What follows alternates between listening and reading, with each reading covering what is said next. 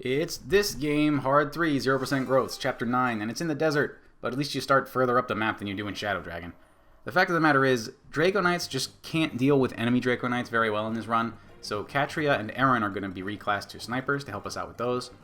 Now the trouble with this map is the competing recruitments. Near your start point is a recruitable enemy sorcerer named Etzel, and in the far northeast is a village where Marth can recruit Minerva.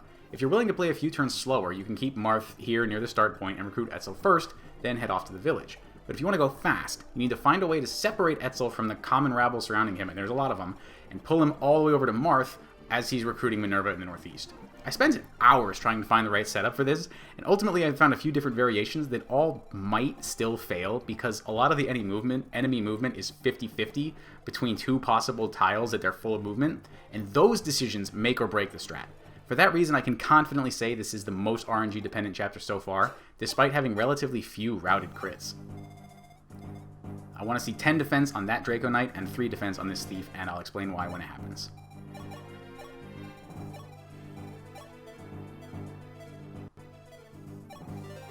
Getting into the chapter now, we're employing the standard strat on this chapter to get the boots on Marth on turn 2. It might look odd that Fina didn't dance anyone, but you'll see why next turn. Now, unlike most barrier uses in the past, this one is actually important on Pala. Everybody else is going to get set up to pull some Draco Knights that cover most of these forward tiles, so you really can't advance much without getting attacked by at least 2 enemies and thus getting killed.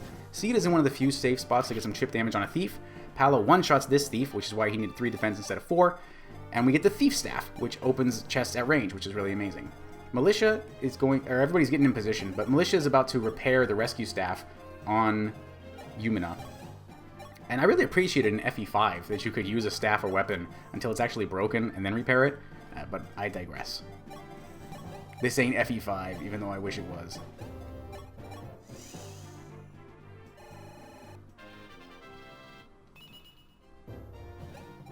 Now this Draco Knight that attacks Ogma could either be up or left of Ogma, with seemingly 50-50 chance. Maybe dependent on where your units are, it's hard to tell, but the Etzel separation strat doesn't work if he's up from Ogma, so he needed to be right where he is, or to reset.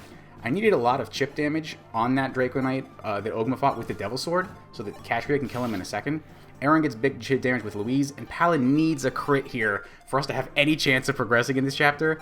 It's unfortunate routing a crit without a save tile, but that's really rare, so whatever. Sita gets some more chip on the Thief, and her positioning is incredibly delicate with respect to the Etzel separation strat.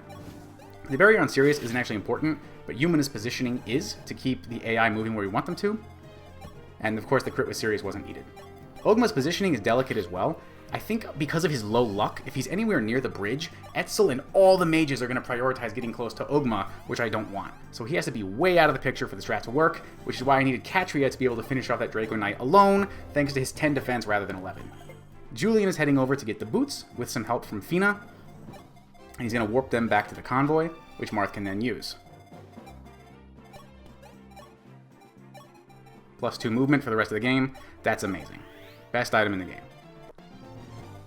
Finally, our new sniper, Jors, get to show us the power of the Parthia, with its base 18 might, which gets multiplied by 3 against flyers. Now this is where things get real. This deluge of mage movement has at least 3 coin flips that we need to win, and the rest need to be manipulated by proper unit placement. The problem is that with so many different possibilities, it's incredibly difficult to suss out, attempt after attempt, what you're actually influencing and what's just RNG. And I don't have enough time here to properly explain how incredibly frustrating it was to make this work. But as you can see, Etzel, the one sorcerer in the bunch, has some tiles to the east on the edge of his range where Pal will be able to pull him away toward the village, away from the rest of these mages, after a physic heal from Yumina to get her topped up, and of course the barrier on Pal is still doing work. The rest of these mages are going to head toward our main forces.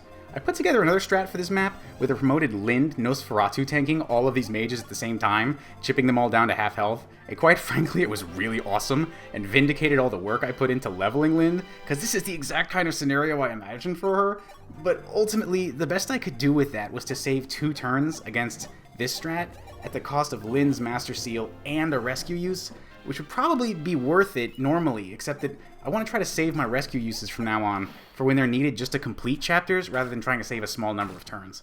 So everyone was in position to fight these mages on enemy phase, Julian got a new Star Shard, and Marth continued up to the village. So there's the one mage that's chasing Pala with Etzel. Sometimes that's two mages. You'll see it in a second here. There he is. No, sometimes that's two mages, and your life's a little easier down where your main forces are.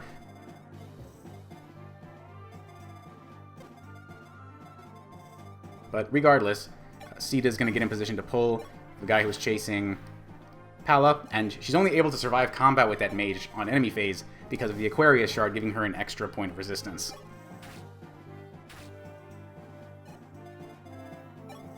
When it comes to killing the rest of these mages, there are a lot of ways to skin a cat, so to speak. I think literally all of them rolled 4 defense instead of 3, meaning George can't one-shot any of them with the Parthia, and only one of them chased after Pala, like I was saying. But we're still able to just barely scrape by, thanks to the Scorpio Shard on Ogma, which was also the reason he didn't get doubled by the Draco Knights that he's fighting, because those have 20 speed. So yeah, even with literally the worst possible luck with these mages, I was still able to take them all out. And it feels really good to have that robustness against stat variation.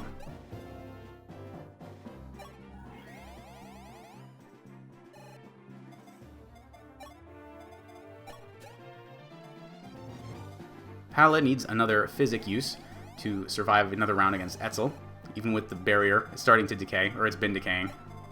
And Marth recruits a new Draco Knight named Minerva from the village. She's pretty amazing and comes with basically the axe version of the Parthia. It requires an A rank to use and only has 20 uses, but it's got a monstrous 18 might like the Parthia. Axe rank's hard to come by in this game, so that's going to be appreciated. And of course that mage missed after I wanted to show off the Aquarius Shard saving Sita's life. But whatever, Fire Emblem 12, have it your way. And note that these thieves are just going to try to kill people now because both chests and the village are unavailable for them, so we can't let them start killing people. We're going to have to deal with these thieves. At long last, Marth recruits Etzel and grabs some extra gear from the convoy for him to work with, as well as a javelin for Pala.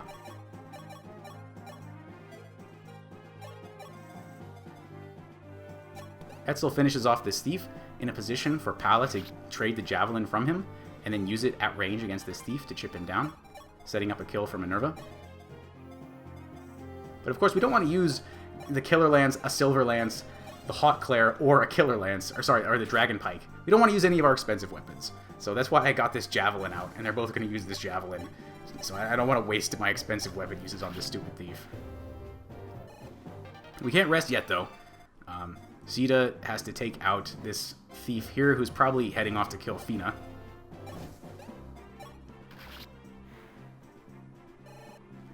Sirius cleans up this mage for us. And Ogma gets in position to pull one of the 2 remaining Draco Knights. This time with the Steel Sword, fortunately, rather than the Devil Sword. And again, the Scorpio Shard will be preventing Ogma from getting doubled by that nasty 20 speed on the Draco Knight.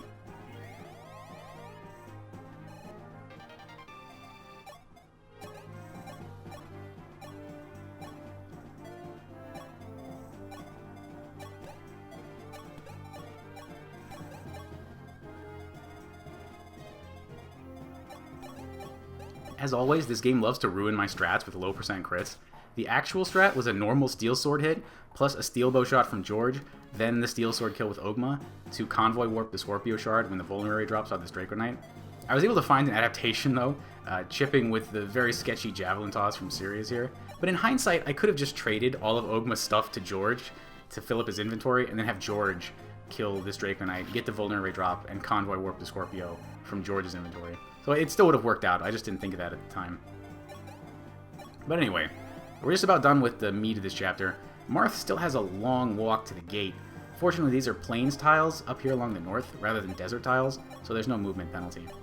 Marth grabs the Scorpio Shard out of the convoy that Ogma just warped in, as well as the Bartray Axe for Minerva. Pala's going to get Minerva all decked out with these strength-boosting Star Shards, as well as Bartray. And Minerva heads off to pull the last Draco Knight.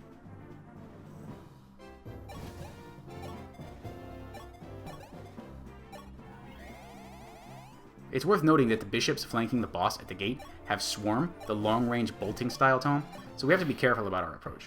And obviously that dodge from Minerva wasn't necessary. She's beefy enough to get doubled by these Draco Knights.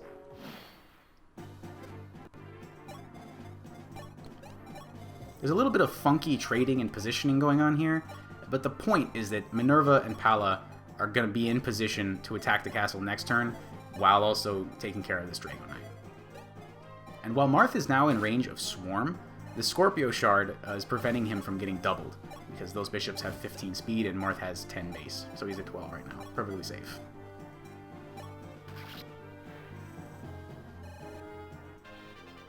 Sirius and Sita as well are getting in position to assault the castle.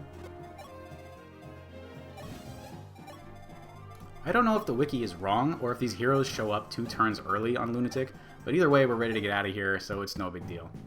In order for Marth to... of course, this is the 3rd time an incredibly unlikely event has prevented me from showing off my brilliance. I can't believe that Swarm missed. So you can't really see visually how important it was to warp that Scorpio Shard over. But fine, FE12, whatever you want. I don't care anymore. But anyway, in order for Marth to seize next turn, he needs to run in range of both Swarms now, which is why I needed to have kills for both Swarm Bishops set up on the previous turn. Minerva again shows off how insanely powerful she is with the Hawk Claire, one-shotting that bishop, while Sirius and Sita have to team up to take out this other one.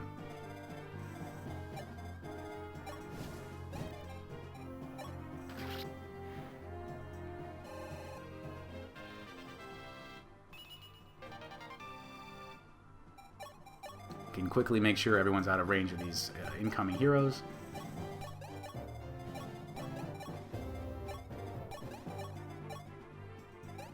Yumina to level 10 just because it was right there and I couldn't resist. Fina's going to drop a save because, and I don't think this will surprise you, because Pala needs to crit the boss. Etzel is in range to go shopping right here. I just wanted to show that in case someone does want to go shopping on next turn. But there's nothing at those stores that I want. I thought about buying another Silver Lance, but they only sell silver swords and axes here, so whoops. Oh well.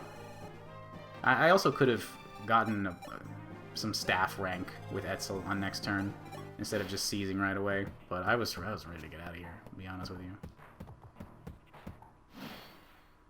So that's Chapter 9 in 9 turns. It could have been 7 if you pay a Master Seal and a Rescue, but maybe in another life I'll get to do some Nosferatu tanking with the promoted Lind. Thanks for watching.